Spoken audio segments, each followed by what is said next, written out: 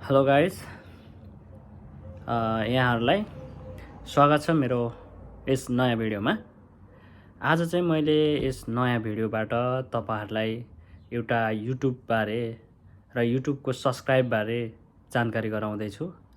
यदि तपाईहरु युट्युब जर्नीमा हुनुहुन्छ र युट्युब क्रिएटर हुनुहुन्छ र साथै युट्युबमा नयाँ हुनुहुन्छ भने म पनि युट्युबको नयाँ त हो, तैपनि मैले चाहिँ एउटा युट्युबको अपडेट एउटा थाहा पाएँ कि अब यदि तपाईहरुको कस्तो अपडेट भने यदि तपाईहरुको च्यानलमा सब्स्क्राइबर आइरहन्छ तर फेरि घट्छ, फेरि आउँछ, फेरि घट्छ भने त्यो कसरी चाहिँ रोकिन्छ र त्यो किन भयो भन्ने कारण चाहिँ म तपाईलाई आज यस भिडियो मार्फत देखाउन खोजिरहेको छु।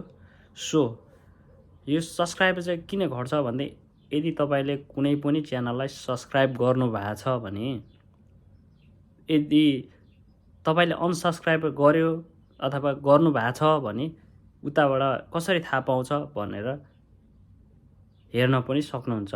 र त्यही कारणले त्यो हेरेको कारणले यदि तपाईले सब्स्क्राइब तपाईको च्यानल गर्नु भएको छैन भने यदि तपाईको त्यस्तो खण्डमा तपाईको च्यानललाई उताबाट चाहिँ सब्स्क्राइब गरेको छ तपाईबाट छैन भने चाहिँ के हुन्छ, तपाईको भिडियोमा उताबाट चाहिँ भ्युअर्स गरेको देखिन्छ भने यताबाट उता गरेको देखिदैन। त्यो कसरी पत्ता लगाउँछ भन्दै यदि तपाईले कुनै पनि च्यानललाई सब्स्क्राइब गरिरहनु भएको छ भने त्यो च्यानलबाट तपाईका त्यो च्यानलको नयाँ नयाँ भिडियोहरु आइरहन्छ र तपाईले लाइक कमेन्ट गरेको हुन्छ, त्यसको खण्डमा त्यहाँबाट हेर्न सकिन्छ।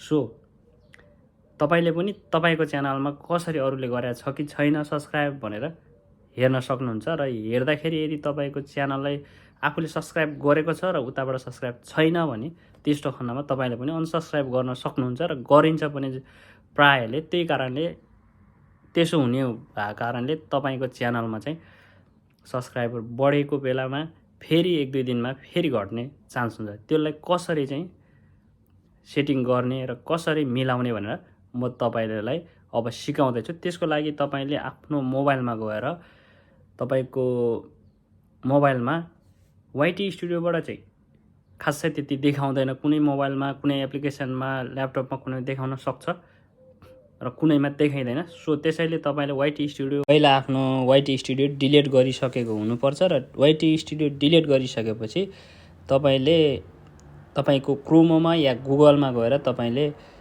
वाइटी स्टुडियो ब्राउजर ओपन गर्ने, त्यहाँबाट लगइन गरेर र त्यसमा वाइटी स्टुडियो यसरी तपाईले लगइन गरिसक्नु भइसकेपछि तपाई यसरी वाइटी स्टुडियो चाहिँ गेट एप नगरिकन डाउनलोड नगरिकन तपाई कन्टिन्यू गरेर चाहिँ ब्राउजरबाट तपाईले आफ्नो च्यानल खोल्न सक्नुहुन्छ।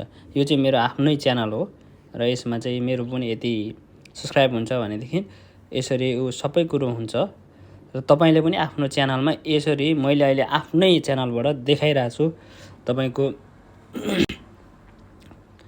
यसमा सक्नुहुन्छ। तपाईले चाहे भने माथि सबै डिटेल माथिको चाहिँ तपाईको यो सर्ट भिडियोको भ्युजहरु र यसको एभरेजिङ भ्युजहरु र्याङ्किङ सबै हेर्न मिल्छ भने यता चाहिँ तपाईको सब्स्क्राइबर देखाइरा हुन्छ। यहाँनेरि यो चाहिँ सब्स्क्राइबर चाहिँ मेरो तपाईको 28 दिनमा 8 सब्स्क्राइबर देखाइरहेछ +8। यसमा 1265 छ भने यसमा 8 चाहिँ सब्स्क्राइबर चाहिँ मेरो यो महिनाको गेन हो। यो कसरी भयो भन्दाखेरि तपाईलाई यसरी यहाँबाट तपाईको वाइटी खोलेपछि वाइटी चाहिँ यहाँ माथि यो सब्स्क्राइबर देखाइहाल्यो, यसरी चाहिँ प्लस हुन्छ।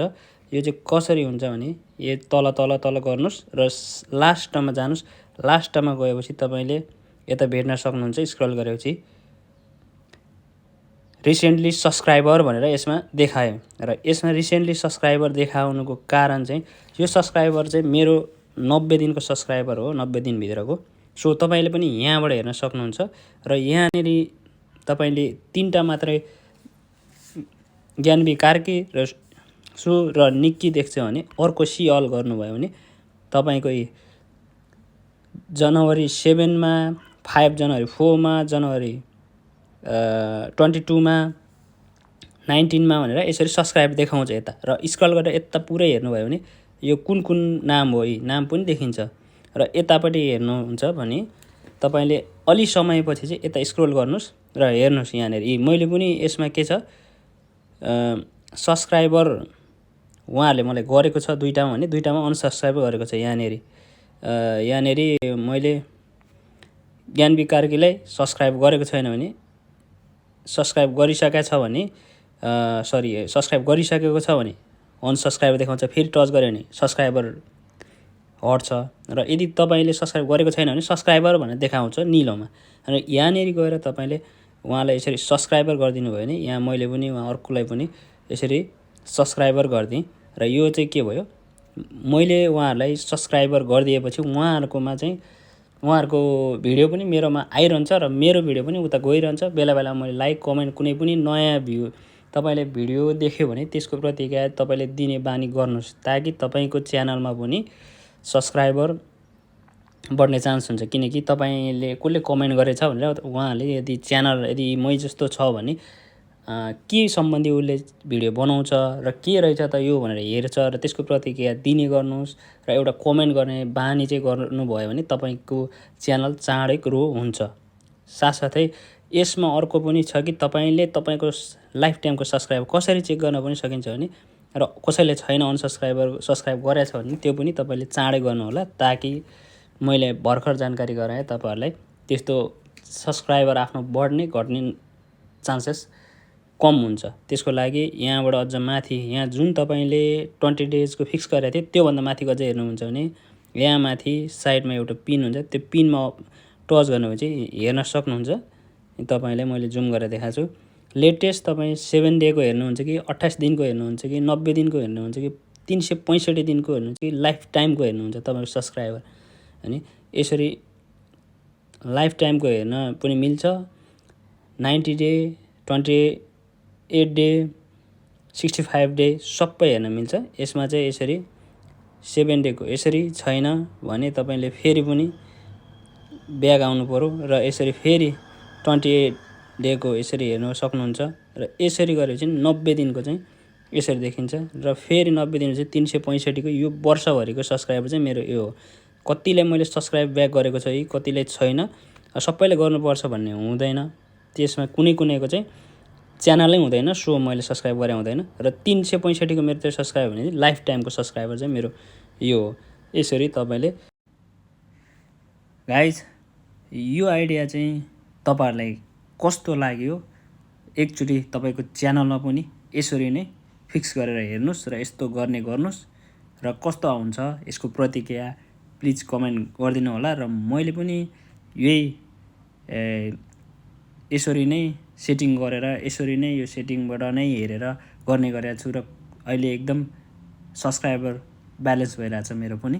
सो तपाईकोमा चाहिँ कस्तो हुन्छ भिडियो हेरेर एकचोटी तपाईको च्यानललाई पनि सेटिङ गरेर एकचोटी प्रतिक्रिया कमेन्ट गरिदिनु होला। र अन्त्यमा यदि यो च्यानललाई र मेरो च्यानललाई सब्स्क्राइब गर्नु भएको छैन भने यदि कतै तपाई नयाँ हुनुहुन्छ भने प्लिज सब्स्क्राइब गरिदिनु होला र साथ दिनु होला।